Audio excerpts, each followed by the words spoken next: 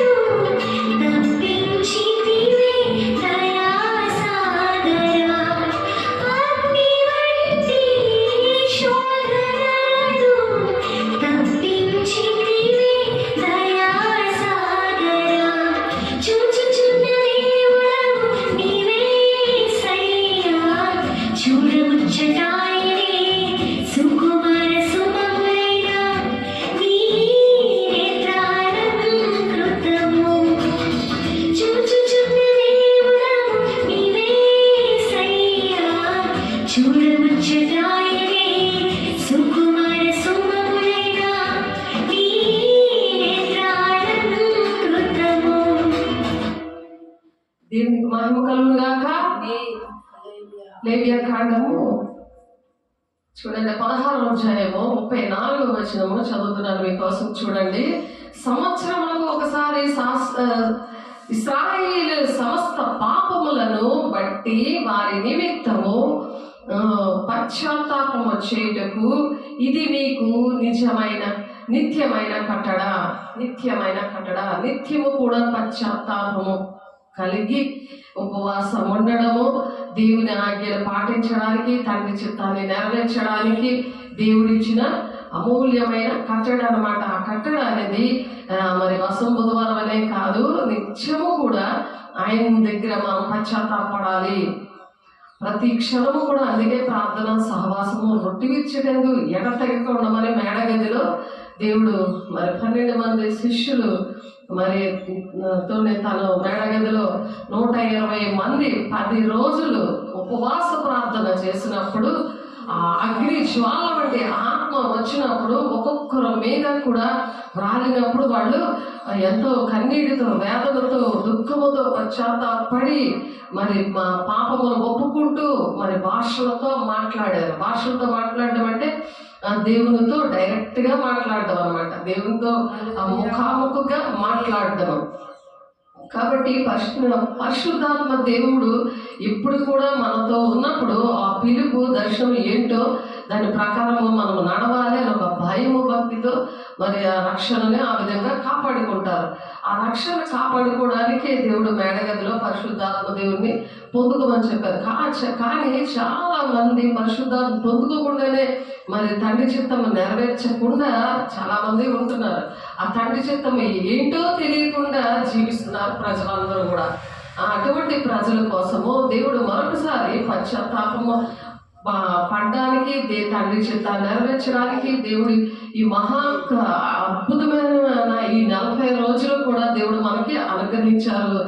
ఎవరైతే అటువంటివన్నీ గ్రహించారో వారు అటువంటి విషయాలు ప్రకటించడానికి, వారి కోసం ప్రార్థన చేయడానికి దేవుడు ఏర్పాటు చేసుకున్న బిడ్డలు మరి అటువంటి పరిస్థితులు వారికి రావాలని, ఇంకనూ దేవునిలోని మరి అగ్ని జ్వాలగా మండేలాగా, మండుచున్న పొదలాగా ఉండాలని ఆశపడేవారు కూడా ఈ మరి అటువంటి వారి విషయంలో పశ్చాత్తాపడి వారి కోసము ప్రార్థన చేయడానికి కూడా దేవుడు ఇది మంచి అవకాశంగా దేవుడు ఆలోచించి దేవుడు ఈ దినాన మనకి అది పెద్దలు భక్తులు పెట్టుకున్నది. అది కూడా ఏంటంటే వసం బుధవారము అంటే మంటల ఆదివారము. ఆదివారం రోజు ఆ మంటలతో దేవుణ్ణి స్తుతిస్తూ యూదులకు రాజా జై జై అనుకుని పాడుతూ బరబ్బాని విడిచిపెట్టండి, ఆ దొంగని మాకు కావాలి, ఏసేని సిలువైంది అనే నోళ్ళు ఏం చేశాయంటే అవన్నీ కూడా మంటలన్నీ కూడా ఎండబెట్టి మళ్ళీ దాన్ని బూడిద చేసి ఆ బూడిదని అక్కడ శాస్త్రులు, పరిసయ్యులు, సద్దూకయ్యులు వాళ్ళందరూ కూడా దేవుడిని హింసించిన వాళ్ళే. అటువంటి వారు ఏం చేశారు, వాళ్ళకి క్రాస్ అలాగే నుదుడి మీద సిలువ వేసి అలా భక్తిలో నడిపించారు. కానీ పశ్చాత్తాపం అనేది ఇశ్రాయేలు ప్రజలు చాలా మంది చెదిరిపోయారు. చెదిరిపోయిన వాళ్ళందరూ కూడా మళ్ళా వచ్చారు. దేవుని రాకడికి సిద్ధపడడానికి అనేకమైన సూచనలు వాళ్ళందరూ రావాలి. చెదిరిపోయిన వాళ్ళందరూ యెరూషలేము దేవాలయం కట్టబడాలి. అవన్నీ వచ్చినప్పుడు ఎత్తబడే గుంపు అనేది దేవుడు రాకడికి సూచనలో అదొక సూచన మాట. ఆ విధంగా పశ్చాత్తాపము పడి దేవుని రాజ్యాన్ని మనం వెళ్ళాలని దేవుడు ఆశపడుతున్నాడు. ఇది ఆచారము కాదు, ఇది ఆచారముగా అలా పెట్టినా సరే ఇది అయితే ఆజ్ఞ కాదు, కానీ ఇది మంచి విషయమే. పశ్చాత్తాపడడానికి తండ్రి చిత్తాన్ని నెరవేర్చడానికి, దేవుని రాజ్యంలో ప్రతి ఒక్కరు కూడా ప్రవేశించడానికి దేవుడు ఆశపడి ఇది నాన్న మనతో మాట్లాడుతున్నారు. 2 పేతురు 1వ అధ్యాయము 10-11 వచనాలు మీకోసం చదువుతున్నాను, చూడండి, రాసుకోండి. అందువల్ల సహోదరులారా, మీ పిలుపుని ఏర్పాటును నిశ్చయం చేసుకొనుటకు జాగ్రత్త పడుడి. మీ పిలుపు ఏంటి? ఏర్పాటు ఏంటి? మీరు ఎందుకు భూలోకానికి వచ్చారు? తిని తాగి పడుకొని నిద్రపోయి అలా చచ్చిపోయి నరకానికి పోవడానిక? జంతువులు కూడా అలా వెళ్ళిపోతాయి కదా, దానికి మనకి తేడా ఉంది కదా. దేవుని రూపంలో చేశారు, మరి ఆయన గుణాలు కూడా ఉండాలి కదా. కాబట్టి ఒక దేవుడు ఒక పిలుపు అనేది మరి ప్రతి ఒక్క మనిషికి ఇచ్చాడు. మీ పిలుపును ఏర్పాటును నిత్యం చేసుకుంటూ మరి జాగ్రత్త పడి మీరు ఇట్టి క్రియలు చేయవారైతే ఎప్పుడునూ తొట్టిల్లరు. ఎప్పుడు కూడా మీరు తొట్టిల్లిపోయి పశ్చాత్తాపడడం, ఉపవాసాలు ఉండడం అది కాకుండా అపోస్తుల బోధలో అనేకమైన అద్భుతకారాలు, మహత్కారాలు, సూచక్రియలు మీరు చేస్తారు. మీకు దుష్టుడిని చూస్తే మీకు భయం వేస్తుంది, మిమ్మల్ని చూస్తే దుష్టుడికి భయం వేస్తుంది. దుష్టుడికి లోబడిపోయి దేవుడిని ఎదిరించే వారిగా మీరు తిరుగుబాటు చేసే ఇశ్రాయేలు ప్రజల్లాగా మీరు ఉండరు. మనుషుల మీద ఆనుకొని ఉండరు, మనుషుల్ని రాజుల్ని నమ్ముకొని మీరు జీవించరు. యెహోవాను ఆశ్రయించి యెహోవా దేవుడు ఏది చెప్పారో అది మాత్రమే మీరు చేస్తారు అని అలాగే మన ప్రభువును రక్షకుడని యేసుక్రీస్తు యొక్క నిత్య రాజ్యంలో ప్రవేశమే మీకు సమృద్ధిగా అనుగ్రహించబడుతుంది. దేవుని రాజ్యాన్ని కలగాలి. కాబట్టి మీరు ఈ సంగతులు తెలుసుకొని మీరు అంగీకరించిన సత్యమందు స్థిరపరచబడి ఉన్నాను. వీటిని గూర్చి ఎల్లప్పుడూ మీకు జ్ఞాపకం చేయటకు సిద్ధముగా నేను ఉన్నాను అని అంటున్నాడు పౌలు. అలాగే మనమందరం కూడా మరి పశ్చాత్తాపం కలిగి మన అందరికీ కూడా చెప్పడానికి, అందరికీ జ్ఞాపకం చేయడానికి మనం ఎప్పుడు కూడా దేవుని అగ్నితో మండించబడుతూ సిద్ధముగా ఉండాలి. ఆ మండుతూ ఉన్న పదవాన్ని మనం అలా మండుచున్న జ్యోతిలాగా మనం యోహాను గారిలాగా ఉంటే దర్శనము, ప్రవచనము, అపోస్తులు, ప్రవక్తలుగా మనం మరి దేశానికి మనం ఉపయోగకరంగా ఉంటాం. రాబోయే సంగతుల గురించి దేవుడు అప్పుడు మనకి బోధిస్తారు. మరి భయంకరమైన ఈ దినాల్లో, అంచె దినాల్లో అందరి మీద దేవుని ఆత్మను కుమ్మరిస్తాడు. కాబట్టి మీ యవ్వనులు దర్శనాలు చూస్తారు, వృద్ధులు కలగంటారు, మీ కుమార్తెలు ప్రవచిస్తారు, మీ సేవకురాలని కొరత లేని ఆత్మను కుమ్మరిస్తాను అంటున్నాడు. ఇలాంటి దినాల్లో ఇంకా ఉపవాసం ఉంటే దేవుడు అంచె దినాల్లో తీర్చబడే గుంపుని మనం సిద్ధము చేయొచ్చు. మరియు మన ప్రభు యేసుక్రీస్తు నాకు సూచించిన ప్రకారం నా గుడారమును త్వరగా విడిచిపెట్టవలసి వచ్చిందని ఎరిగి నేను ఈ గుడారంలో ఉన్నంత కాలము ఈ సంగతులను జ్ఞాపకం చేసి మిమ్మల్ని రేపుట న్యాయమని ఎంచుకొనిచున్నాను. గుడారం అంటే మన శరీరం. ఈ శరీరము అందులో ప్రాణం ఉంది కదా, దేవుని ఆత్మ ఉన్నంత కాలము కూడా ఈ సంగతులు జ్ఞాపకం చేసి మిమ్మల్ని రేపాలి, మిమ్మల్ని పురికొల్పాలి, మిమ్మల్ని అగ్నిలా మండేలా చేయాలి అని ఇది న్యాయం అని నేను ఎంచుకుంటున్నాను అంటున్నాడు దేవుని భక్తుడు పౌలు గారు. మనం అలాగా అపోస్తులు పౌలు ఏం చెప్తున్నాడు? క్రీస్తు యేసున కలిగిన మనసు మీరు కూడా కలిగి ఉండండి అంటున్నాడు. మరి అలాగా కలిగి ఉండాలి. దేవుని మనసు కలిగి ఉన్న వాళ్ళు ఏంటంటే అలా మండుతూ ప్రకాశిస్తున్న జ్యోతిలాగా ఉంటారు. దేవునికి మహిమ కలుగుగాక. కాబట్టి మనం దేవునికి ఇష్టంగా మనం ఉండాలి. మరి యోగు భక్తుడు అంటున్నాడు చూడండి, యోగు 42వ అధ్యాయము 5వ వచనంలో వినికిడి చేత నిన్ను గూర్చిన వార్త నేను వినికిడి చేత ఇలాంటి వార్తలను విన్నాడంట. కానీ ఇప్పుడైతే నేను కన్నులారా నిన్ను చూస్తున్నాను. ఎందుకంటే ఈ మంచి దినాల్లో ప్రతి ఒక్కరి మీద దేవుడు ఆత్మను కుమ్మరిస్తానంటున్నాడు. దేవుని చూసే కళ్ళు ప్రతి ఒక్కరికి ఇస్తానంటున్నాడు. దేవుని బిడ్డ, నువ్వు దేవుణ్ణి విగ్రహంగా చేసుకోకుండా దేన్ని విగ్రహంగా చేసుకున్నావా? సెల్ ఫోన్ విగ్రహంగా చేసుకున్నావా? టీవీని, ఈ మీడియాలోని మనుషుల్ని నువ్వు విగ్రహంగా చేసుకుంటే దేవుని చూడలేవు.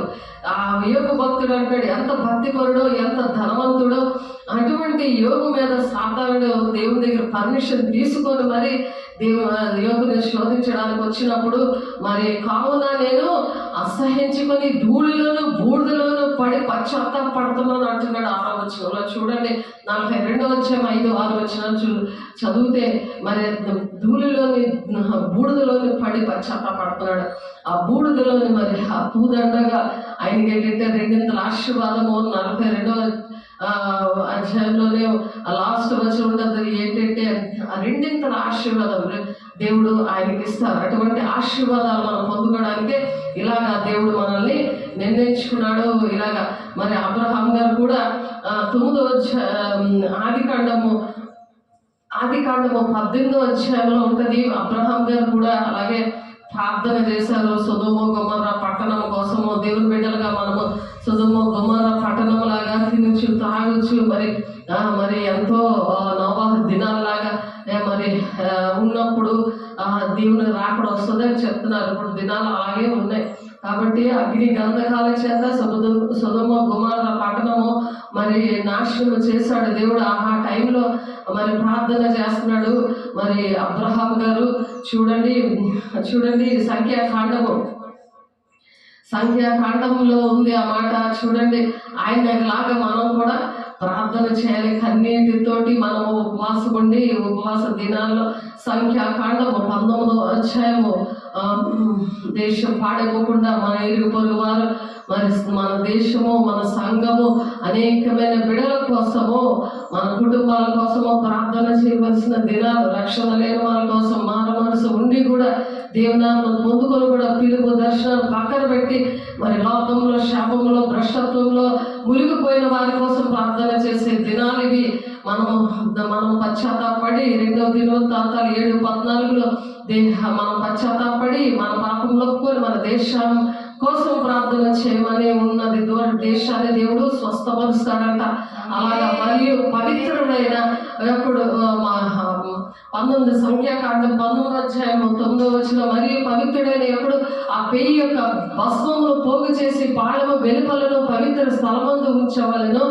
పాప పరిహారం జలముగా ఇశ్రాయేలు సమాజములకు దాన్ని భద్రము చేయవలను. అది పాప పరిహారార్థ బలి. ఇప్పుడు అటువంటి బలులు అనేవి ఇవ్వనవసరం లేదు. ఎందుకంటే దేవుడే మన కోసము బలి అయిపోయారు కాబట్టి. ఆనాడు అలాగా ఒక పెయ్యని తీసుకొని బలిచ్చి ఆ బూడిదని వాటర్లో పెట్టి అది పరిశుద్ధ జలంగా చల్లి మరి అన్ని పరిశుద్ధ అలంకరాలు ధరించుకొని బలిపీఠం దగ్గర బలి అన్ని వస్తువులు పరిశుద్ధపరిచి ఇవన్నీ కూడా చేసేవారు. అటువంటి బలిలు గట్ట అవన్నీ చేయగలదు. ఎందుకంటే యేసయ్య చనిపోయినప్పుడు మరి ఆ తెర దేవునికి మనకి మధ్యలో ఉన్న పరిశుద్ధ స్థలానికి అతి పరిశుద్ధ స్థలానికి మధ్యలో ఉన్న తెర అనే దేవునికి దూరముగా ఉండే తెర. సంవత్సరానికి ఒక్కసారి సన్నిధికి వెళ్ళి అక్కడ అర్పణలు అర్పించుకొని బలి అర్పించే పరిస్థితులు అన్నీ కూడా దేవుడు అటువంటి పరిస్థితులను విడిపించి మరి దేవుడు సమీపంగా ఉన్నాడు. తన బలి అర్పించి తనే బలి అయిపోయి గొర్రెపిల్లగా తనే మరి ప్రాణంలో అర్పించి మానవాళి రక్షణ కోసము తానే అలా శిక్ష విధించుకొని దేవుడు మరి మన కోసం ఆ విధంగా ప్రేమించి మనల్ని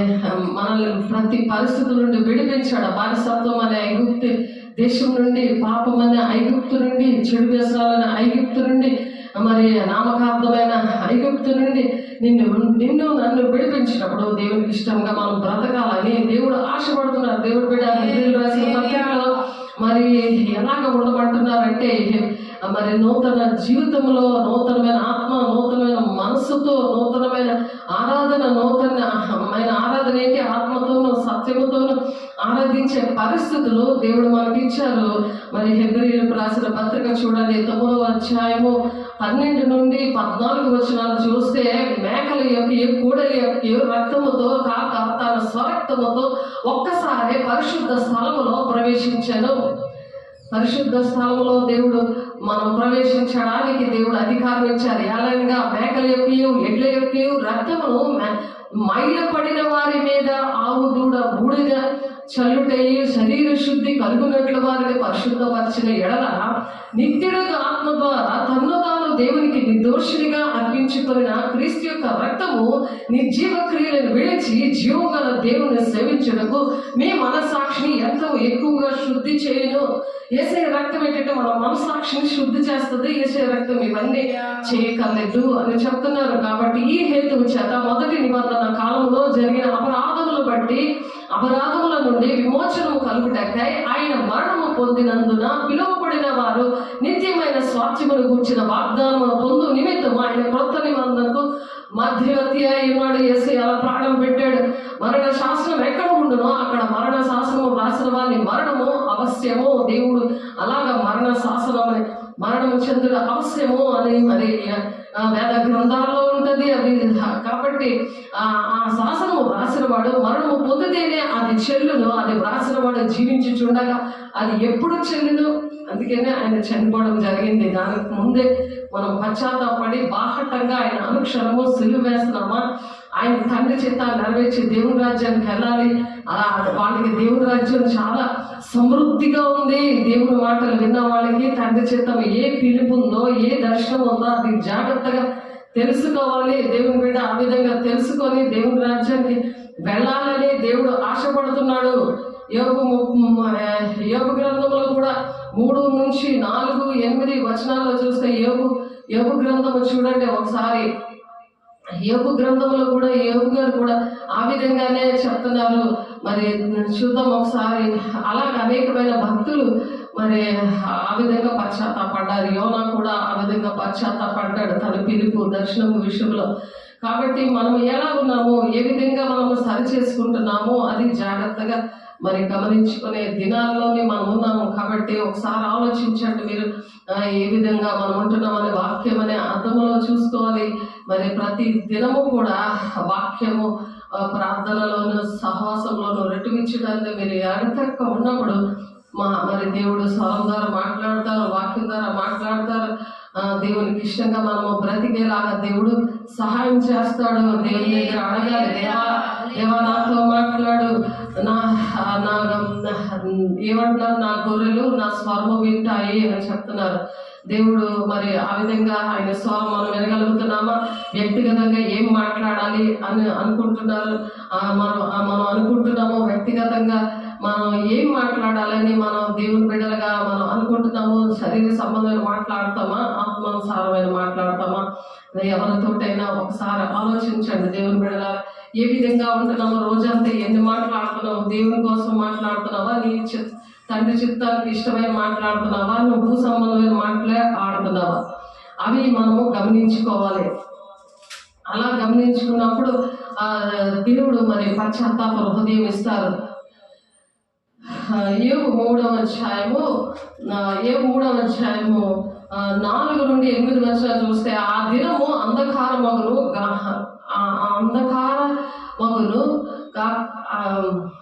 అని మరి దేవుడు దాన్ని నచ్చకుండాను గాక, వెలుగు దాని మీద ప్రకాశింపకుండును గాక, చీకటి గాఢాంధకారమును మరలా దాన్ని తమ యుద్ధకు తీసుకొను గాక, మేఘము దాని కమ్మును గాక, పగలును కమ్మునట్టి అంధకారము దాన్ని బెదిరించును గాక, అంధకారము ఆ రాత్రిని పట్టుకొనును గాక, సంవత్సరపు దినములలో నేనొక దానిని అది హర్షింపకుండును గాక, మాసముల సంఖ్యలో అది చేరకుండును గాక, ఆ రాత్రి ఎవడును జనము కాకపోవును గాక, దానిలో ఏ ఉత్సాహాన్ని పుట్టకుండును గాక, దినములు అశుభ దినములని చెప్పువారు దాన్ని శపించుదురు గాక,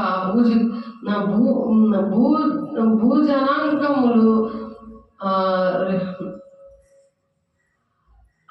రేపుటకు నేర్పుగలవారు దాన్ని శపించుదురుగా. కానీ యోబు గారు మరి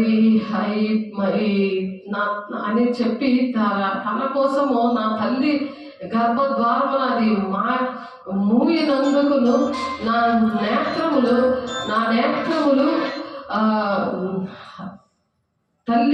తల్లి గర్భద్వారములను అది మూయనందుకును నా నేత్రములకు అది బాధను మరుగు చేయనందుకును నేను పుట్టిన జన్మ లేకపోవును గాక, మగపిల్ల పుట్టేనని ఒకడు చెప్పిన రాత్రి లేకపోవును గాక అని చెప్పి తన కోసం తనే విమర్శించుకుంటూ చెప్తున్నాడు. ఈ యోబు గ్రంథంలో యోబు భక్తుడు ఆ విధంగా విమర్శించుకుంటున్నాడు. ఆ విధంగా కాబట్టి మనము విమర్శించుకుంటూ పశ్చాత్తాపడుతూ ఆ విధంగా మనము దేవునికి మహిమను చెల్లించాలి. మరి మనం పరిశుద్ధాత్మ దేవుడు నేనేమి చేయాలని దేవుడు కోరుకుంటున్నారో మరి దేవుడిని అడగాలి. పరిశుద్ధాత్మ దేవుడు, దేవా నా పట్ల నీ చిత్తమేంటి అని, నేను ఎవరినైనా ఆశీర్వదించాలని కోరుకుంటున్నావా అని అడగాలి. అనేక మందిని మనం ఆశీర్వదించడానికి మనకి ఒక అర్హత ఉండాలి, దీవెనకరంగా మనం ఉండాలి. మనం ప్రవక్తలుగా ఉన్నప్పుడు మనం ఏమి అంటే అవే జరుగుతాయి. మనం ఆశీర్వదిస్తే దేవుడు ఆశీర్వదిస్తాడు. అబ్రహాంకి ఇచ్చాడు ఆ వాగ్దానం. 12వ అధ్యాయంలో ఉంటుంది, నువ్వు ఆశీర్వదించిన వారిని నేను ఆశీర్వదిస్తాను, నువ్వు శపించిన వారిని నేను శపిస్తాను అని చెప్పి దేవుడు ఆ వాగ్దానం నాకు ఇచ్చారు. హెబ్రీ 6:14 నా తోడు నువ్వు నిశ్చయంగా వర్ధిల్లింపజేస్తాను, నేను నిశ్చయంగా ఆశీర్వదిస్తానని ఒక మిషనరీ లాగా నన్ను దేవుడు తీసుకొచ్చాడు విజయనగరం. నా కుటుంబాన్ని, ఉద్యోగాన్ని, మరి సమస్తాన్ని విడిచిపెట్టి దేవుడు నాకు తీసుకొచ్చారు. దేవుడు తీసుకొస్తూనే వస్తాను కానీ నా అంతా నేను రాలేను. నేను దేవునికి లోబడి దేవుని భయం కలిగి నేను వచ్చినందుకు నాకు దేవుడు ఒక ప్యాకేజ్, అది ఎఫ్ఎస్సి 4:13 ఆ ప్యాకేజ్ నాకు ఇచ్చాడు. ఆ ప్యాకేజీలో ఏంటంటే ఉన్నాయి, సువార్థికులుగా, ప్రవక్తలుగా, ఉపదేశకులుగా, కాపరులుగా, బోధకులుగా, మరి దేవుడు ఉపదేశకులుగా దేవుడు నిర్ణయించాడు, ప్రవక్తలుగా. అలాంటి వాళ్ళు 8 పరిచయాల్లో కూడా ప్రతి ఒక్కరిని దేవుడు లేవనెత్తాడు. భారతదేశాలు ఇవ్వగానే వాళ్ళకి వాళ్ళ దర్శనాలు, ప్రవచనాలు, అపోస్తులాగా దేవుడు కార్యాలు వేసే కొబ్బరిని ప్రార్థన చేస్తే వేసే రక్తంగా మారడం, ప్రేయర్ వాటర్ మరి ఇల్లంతా చల్లుకున్నప్పుడు వారిని ఎలాగా ఒక సెంటాక్స్ ట్యాంక్ అంతా రోజుకి ఒక కుటుంబం వాడాలని వాళ్ళతో మాట్లాడారు. అలాగే దేవుడు అలాగే సువార్తను ప్రకటించారు. దేవుడు బిడ్డ ఆ విధంగా దేవుడిని ప్రేమిస్తే ఇవన్నీ కూడా మనం చేస్తాం. ఈ 10 రోజులు కనీసం 10 రోజులు మేడగది అనుభవం పరిశుద్ధాత్మను పొందుకుంటేనే పశ్చాత్తాపం వస్తుంది, కానీ మామూలు పశ్చాత్తాపం రాదు. ఒకవేళ వచ్చినా 40 రోజులే నిలబడుతుంది, జీవితం అంతా నిలబడదు. నేను చూశాను, రెబెకా అని ఒక ఆమె రైల్వే ఎంప్లాయీ భార్య, తన బిడ్డ ఎస్తేర్కి నేను ఫిలిప్పు ఏ విధంగా అయితే నపుంసకుడికి ఏ విధంగా బాప్తిజం ఇచ్చారో అది నా ఫస్ట్ బాప్తిజం. నాకు తెలియదు నేను బాప్తిజం ఇవ్వాలో ఎప్పుడు, కానీ దేవుడు నాతో మాట్లాడారు, ఆడతో మాట్లాడారు. ఫిలిప్ ఆ నపుంసకుడితో ఏ విధంగా మాట్లాడారో వాళ్ళు అలాగే నన్ను బాప్తిజం ఇవ్వమని కోరారు. ఆ అమ్మాయికి బాగా దెయ్యాలు పట్టినప్పుడు ఇంటర్ చదువుతున్న అమ్మాయికి మరి ఎగ్జామ్ రాసి, నేను బాప్తిజం తీసుకుంటేనే ఎగ్జామ్ రాస్తాను, లేకపోతే రాయనంటే ఉదయమే నాకు ఫోన్ వచ్చి నన్ను వైజాగ్ రమ్మన్నారు. నేను విజయనగరంలో ఉంటే వైజాగ్ వచ్చేయండి, వెంటనే అర్జెంటుగా పరిస్థితులు ఏం బాగోలేదని వెళ్ళి చూసేసరికి ఆ అమ్మాయి హాస్టల్లో ఒక అమ్మాయికి చీకటి పడితే ఆ చీకటితో ఈ అమ్మాయి బాధపడుతుంది. ఆ అమ్మాయికి పేరు పెట్టి ఆ అమ్మాయికి దిద్దుబాటు చేసి మరి బాప్తిజం ఇచ్చినప్పుడు మరి అనేక మంది బాప్తిజాలు ఆ రోజు కూడా తీసుకున్నారు. కాబట్టి వాళ్ళు చూసిన విషయాలు ఇవన్నీ కూడా మరి అలాగా ఫిలిప్ గారు ఎలాగైతే బాప్తిజం ఇచ్చారో ఆ దర్శనాలు, ప్రవచనాలు మరి అవన్నీ కూడా స్టార్ట్ చేశాడు. దేవుడు ఇస్తుంది నేను కాదు, నేనే యేసయ్య వాళ్ళకి కనిపించాడు, నేను కనిపించలేదు. అప్పుడు నాకు ఎంత ధైర్యం ఉన్నది. నన్ను కూడా దేవుడు వైట్ సారీ కట్టుకోమని నాతో మాట్లాడారు. ఎందుకు కట్టుకోమన్నారు నాకు తెలియదు. అక్కడికి వెళ్ళేసరికి అన్నీ కూడా అర్థమయ్యాయి. నాకు ప్రార్థన చేసేసరికి అక్కడ సిచ్యువేషన్లో అవన్నీ చూసేసరికి ఈ వాక్యంలో ఉంది, ఇది చెయ్యాలి అని దేవుడు చేసినప్పుడు ఆవిడకి మంచి జీవితం ఇచ్చారు. దేవుడు ఆ చీకట్లను విడిపించారు. ఎంత బంధకాలు విడిపిస్తారు. మరి పశ్చాత్తాపం అనేది పరిశుద్ధాత్మను పొందుకుంటేనే పశ్చాత్తాపం కలుగుతుంది. దీనికి ముందు 10 రోజులు మరి మేడగదిలో ఎలాగైతే ఉపవాసం ఉన్నారో ఆ విధంగా ఉండాలని దేవుడు ఆశపడుతున్నారు. దేవుని బిడ్డ మరియు మరి సువార్త ఎక్కడ ప్రకటించాలి అని కూడా మనము దేవుణ్ణి అడగాలి. సువార్తను ఎక్కడ ప్రకటించాలి, దేవా నా పట్ల నీ చిత్తమై ఉన్నది ఏంటి ఉందని ఇవి అడగాలి. కానీ నాకు నా పిల్లోడే పెళ్ళైపోయాడు, వాడి జీవితం ఏంటి, నా భర్త ఇంకా రాలేదు, నా పరిస్థితి ఏంటి, ఇన్ని సైతం ప్రార్థనలు ఇవన్నీ కూడా. మరి సేవకులు కూడా సేవ పాడు చేస్తారు, కుటుంబాలు పాడు చేసుకుంటారు. మరి సేవకుల కుటుంబాలు కూడా పాడు చేస్తాడు. సాతానుడు అంత బలమైన సాతానుడు పరిశుద్ధాత్మ పొందుకోకపోతే చాలా గలిబిలు పెట్టేశాడు. మరి మా సేవలోని కుటుంబాల్లోని నేను అనుభవపూర్వకంగా మరి పశ్చాత్తాపము, నిజమైన పశ్చాత్తాపం, నిజమైన ప్రార్థన, నిజమైన ఉపవాసము ఏంటో నేను 60 రోజులు నేను 2 నెలల ప్రార్థనలో ఉండి సేవలోకి వచ్చాను. అయినా సరే మరి అనేకమైన శోధనలు గుండానే దేవుడు నిలబెట్టుకున్నాడు. మరి దేవుడు ప్రాక్టికల్గా థియరికల్గా అన్ని కూడా ఈ మేడగది అనుభవంలో దేవుడు నేర్పించాడు. కాబట్టి వారికి ఎవ్వరు కూడా బోధించక్కర్లేదని 1 కొరింథీ 2:9 మీరు చదివితే అక్కడ ఉంటారు. దేవుని ఆత్మ ఉన్న వాళ్ళకి ఎవరు బోధించక్కర్లేదు, వాళ్ళకి దేవుడే నేర్పిస్తాడు, దేవుడే అభిషేకిస్తాడు. మనుషుల అభిషేకము ఫుల్గా తలంతా ఊడిపోతుంది, తల పోడొచ్చేస్తుంది, తల పట్టుకుంటే నొప్పి వచ్చేస్తుంది. అలా ఉంటుంది మనుషుల అభిషేకం. నాకు ప్రాక్టికల్గా నేను అనుభవించాను. నాకు అభిషేకం దేవుడు ఇచ్చి కూడా మనుషుల మీద మనం ఆధారపడితే అటువంటి పరిస్థితులు ఉంటాయి. కాబట్టి అటువంటి విషయాల్లో పశ్చాత్తాపడాలి. అటువంటి విషయాల్లో మనం బూదిగంతముల వరకు అపోస్తలుల 1:8 ప్రకారం సాక్షిగా ఉండాలి. అనేక మందిని రక్షించే వారి పట్లను, నశించే వారి పట్లను మనం ఒక సువాసనగా ఉండాలి, నడిపించాలి అనే దేవుడి మాటలు దీవించును గాక. ప్రార్థన చేసుకుందాము. మహిమ గల దేవ అభిషక్తుడా నాయన, నీ కృపగల నామలు, నీ మహిమ గల నామలు మీరు ఇచ్చిన గొప్ప మేలుని బట్టి, ఆశీర్వాదాలు బట్టి నీకు వందనాలు ప్రభా. మరొక దినము ఈ సంవత్సరంలో ప్రభా పశ్చాత్తాపడడానికి అయా నీ పిలుపు దర్శనం ఏంటో తెలుసుకొని సమృద్ధిగా నీ రాజ్యంలో ప్రవేశించడానికి ఒక అవకాశాన్ని మీరు ఇచ్చినందుకు వందనాలు. పరిశుద్ధాత్మ దేవుడా నీకు వందనాలు. చేతులెత్తి బిడ్డలందరూ అటు విధంగా దీవించండి, ఆశీర్వదించండి, నీ కృపలో భద్రపరచండి. ఆటంకపరుస్తున్న ప్రతి దురాత్మ శక్తులారా యేసునామములో ప్రతి ఒక్క కుటుంబాల్లో నుంచి, సంఘాల నుంచి, దేశంలో నుంచి లయమైపోవాలని మా దేశాన్ని రక్షించండి, నడిపించండి. ప్రతి ఒక్కరిని పేరు పేరుమైన వారిని, సంఘ బిడ్డల్ని ప్రతి ఒక్కరిని కూడా మీరు జ్ఞాపకం చేసుకొని సమస్త మహిమ ఘనత ప్రభావాలు మీరే పొందుకుంటున్నందుకు వందనాలు, స్తోత్రాలు చెల్లిస్తారు. యేసయ్య పరిశుద్ధ నామములో బ్రతిమలాడి వేడుకుంటున్నాం తండ్రి, ఆమేన్. తండ్రి యొక్క దీవెన, కుమారుని యొక్క కృప, పరిశుద్ధాత్మ యొక్క నిత్య సహవాసం సదా కాలము ప్రతి ఒక్కరికి తోడేంటి నడిపించును గాక. ఆమేన్. దేవునికి మహిమ కలుగును గాక. God bless you. దీవించి ఆశీర్వదించును గాక. ఆమేన్.